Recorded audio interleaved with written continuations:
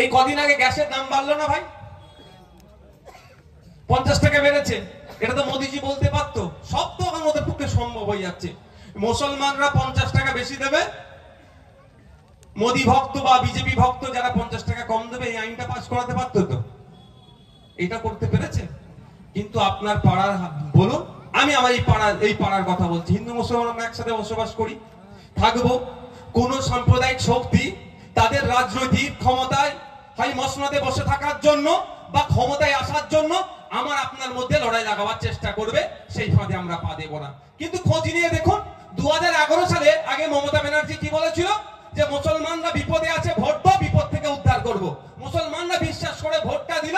মমতা ব্যানার্জির ভাইপো 2011 সালে কত সম্পত্তির মালিক ছিল, আর এই 2025 সালে কত সম্পত্তির মালিক হলো দেখুন। আর আপনার ভাইপো 2011 সালে কি অবস্থায় ছিল, আর এখন তার থেকে কত তলনিতে গেল বুঝতে পারবেন। হিসাব মিলে যাবে ভাই। ওইদিকে মমতা ব্যানার্জির ভাইপো মুসলমানকে বাঁচানোর জন্য মমতা ব্যানার্জি ঠিকা নিয়েছিল, দায়িত্ব নিয়েছিল, বাঁচানো তো দূরের কথা, আর তলানিতে ঠেলে দিচ্ছে। ওর উনার ভাইপো পুঁজিপতি ব্যবসায়ী বড় হয়ে যাচ্ছে, ব্যাংক ব্যালেন্স বেড়ে যাচ্ছে। ঠিক 2014 সালের আগে মোদিরা দায়িত্ব নিয়েছিল, অমিত শাহরা দায়িত্ব নিয়েছিল, কাকে বাঁচাতে হবে? হিন্দুদেরকে।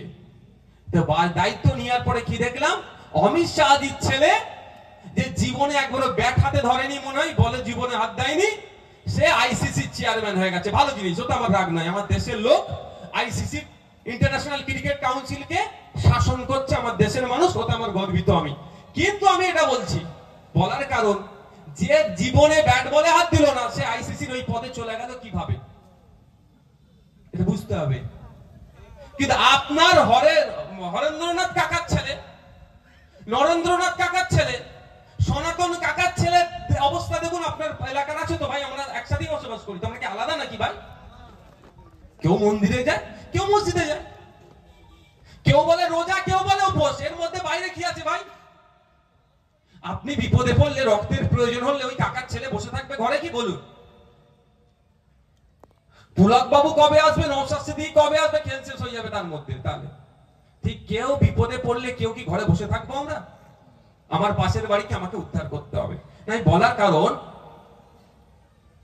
আমাদের ডিফেন্স মিনিস্টারের নাম কি বলুন তো এখন? ভুলে গেছেন সব, স্বাভাবিক, দুজন মিলে যা করছে, ডিফেন্স মিনিস্টারের নাম ভুলে গেছে। ডিফেন্স মিনিস্টারের নামটা মনে রাখুন, আগামী দিনে কাজে দেবে, রাখবে, হ্যাঁ, এটা বলে রাখছি। রাজনাথ সিং, বর্তমান আমাদের যিনি ডিফেন্স মিনিস্টার আছে, তার নাম রাজনাথ সিং।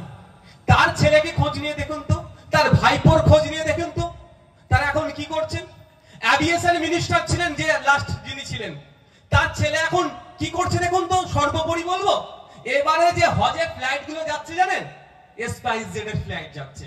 স্পাইসজেট এর ফ্লাইট নাম শুনলেই যারা মোটামুটি ডেলি ফ্লাইটে যাতায়াত করে নাক সিটকায়। কেন বলুন তো, কেন এত ডিলে করে? কিন্তু এবারে হজের যে ফ্লাইট গুলো যাচ্ছে স্পাইসজেট, কে করেছে খোঁজ নিন। কোন এক নেতার ছেলে এটা টেন্ডার নিয়েছে, নেতার ছেলে টেন্ডার দিয়েছে। আপনার পাড়ার না সনাতন কাকার ছেলে টেন্ডার পাবে